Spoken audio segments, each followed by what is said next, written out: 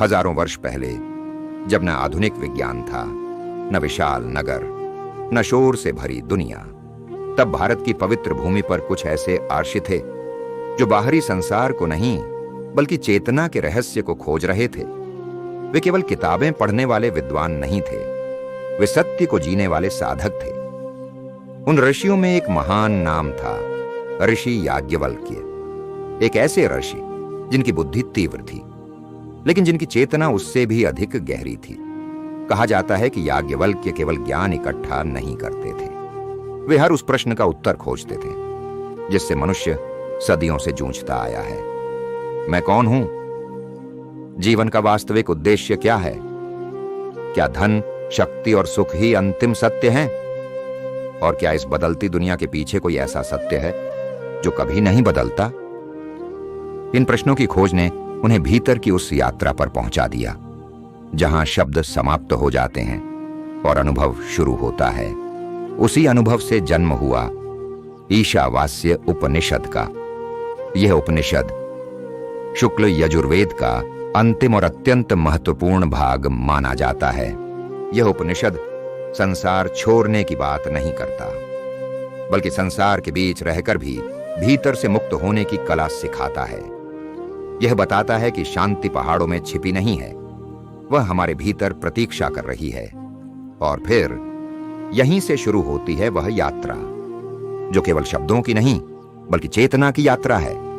कल्पना कीजिए एक ऐसे क्षण की जब पूरा ब्रह्मांड बिल्कुल शांत हो, न कोई शोर, न कोई भय, न भविष्य की चिंता, न अतीत का बोझ, केवल एक गहरा मौन। और उस मौन के भीतर एक सत्य धीरे धीरे प्रकट हो रहा है। एक ऐसा सत्य जो हजारों वर्षों पहले ऋषियों ने अनुभव किया था, लेकिन जो आज भी उतना ही जीवित है। यह है ईशावास्य उपनिषद, वेदों के अंतिम ज्ञान का सार। एक ऐसा उपनिषद जिसमें केवल 18 मंत्र हैं, लेकिन उन 18 मंत्रों में पूरा जीवन समाया हुआ है। यह केवल एक धार्मिक ग्रंथ नहीं, यह जीवन को देखने की दृष्टि है। यह बताता है कि संसार से भागना नहीं, बल्कि संसार के बीच रहकर भी भीतर से मुक्त कैसे रहना है। यह उपनिषद शुरू होता है एक ऐसे मंत्र से जिसे भारतीय दर्शन का हृदय कहा जाता है। कर्म और संन्यास का रहस्य बहुत लोग सोचते हैं कि आध्यात्मिकता का अर्थ है सब छोड़ देना, लेकिन ईशोपनिषद एक अलग मार्ग दिखाता है। वह कहता है कर्म करो, पूरा जीवन जियो, कर्तव्य निभाओ, लेकिन भीतर से शांत रहो। यह वही संदेश है जो बाद में श्री कृष्ण भगवद गीता में देते हैं। कर्म करो, लेकिन फल के भय और लालच से मुक्त होकर, क्योंकि जब मन हर समय परिणाम से चिपका रहता है तब वर्तमान खो जाता है। आज का इंसान भी इसी जाल में फंसा है। वह काम करता है, लेकिन मन भविष्य में रहता है। वह परिवार के साथ बैठा है, लेकिन ध्यान मोबाइल में है। वह छुट्टियों पर जाता है, लेकिन मन ऑफिस में रहता है। ईशोपनिषद कहता है जीवन को पूरी तरह जियो, लेकिन जागरूक होकर। अज्ञान और ज्ञान दोनों का संतुलन ईशोपनिषद का सबसे रहस्यमय भाग वह है जहां वह कहता है कि केवल अज्ञान में जीना भी अंधकार है और केवल ज्ञान में खो जाना भी अंधकार है। यह बहुत गहरा संदेश है। आज दुनिया में दो प्रकार के लोग हैं, कुछ केवल भौतिक दुनिया में खोए हुए हैं और कुछ केवल आध्यात्मिक बातों में। लेकिन उपनिषद कहता है संतुलन आवश्यक है। सिर्फ पैसा कमाने वाला इंसान भीतर से खाली हो सकता है और केवल आध्यात्मिक बातें करने वाला इंसान वास्तविक जीवन से कट सकता है। पूर्णता तब आती है जब बाहरी जीवन और भीतरी चेतना में संतुलन हो, जब विज्ञान और अध्यात्म साथ चलें, जब बुद्धि और करुणा साथ चलें। आत्मा क्या है? ईशोपनिषद बार बार हमें हमारे वास्तविक स्वरूप की ओर ले जाता है। वह कहता है आत्मा स्थिर है, लेकिन सबसे तेज भी वही है। वह दूर भी है और सबसे निकट भी। वह हर जगह है, फिर भी दिखाई नहीं देती। यह सुनने में रहस्य जैसा लगता है, लेकिन जब हम गहराई से देखते हैं तो समझ आता है कि चेतना को शब्दों में बांधा नहीं जा सकता। आप अपने विचार नहीं हैं, क्योंकि आप विचारों को देख सकते हैं। आप अपनी भावनाएं नहीं हैं, क्योंकि आप भावनाओं को महसूस करते हैं। आप शरीर भी नहीं हैं, क्योंकि शरीर हर पल बदल रहा है। फिर वह कौन है जो यह सब देख रहा है? उपनिषद कहता है, वही आत्मा है, वही साक्षी है, वही आपका वास्तविक स्वरूप है। आधुनिक जीवन में ईशोपनिषद आज इंसान पहले से अधिक कनेक्टेड है, लेकिन भीतर से डिसकनेक्टेड है। उसके पास इंफॉर्मेशन बहुत है, लेकिन क्लैरिटी कम है।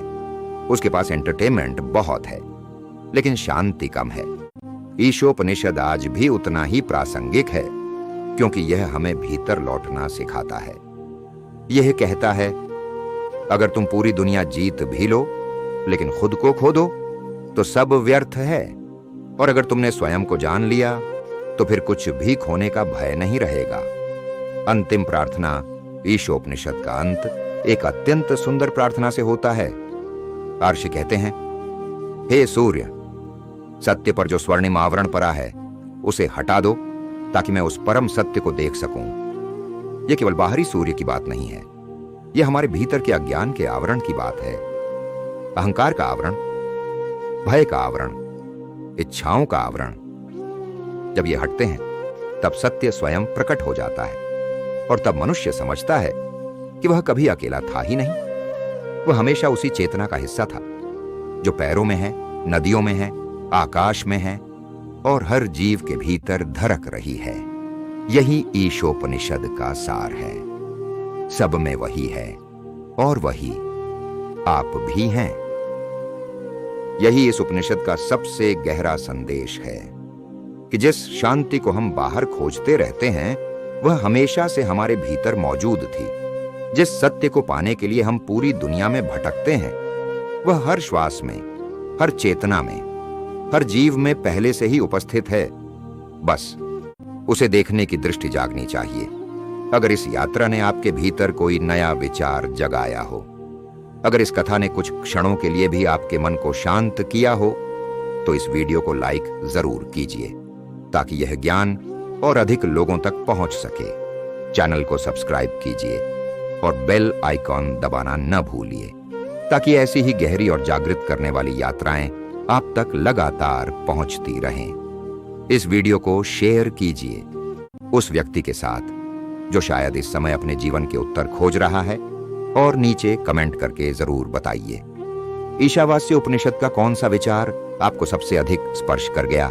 हम फिर मिलेंगे एक और उपनिषद, एक और रहस्य और एक और अनंत सत्य के साथ।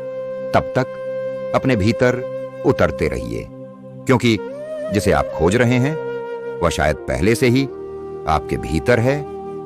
ओम शांति शांति शांति।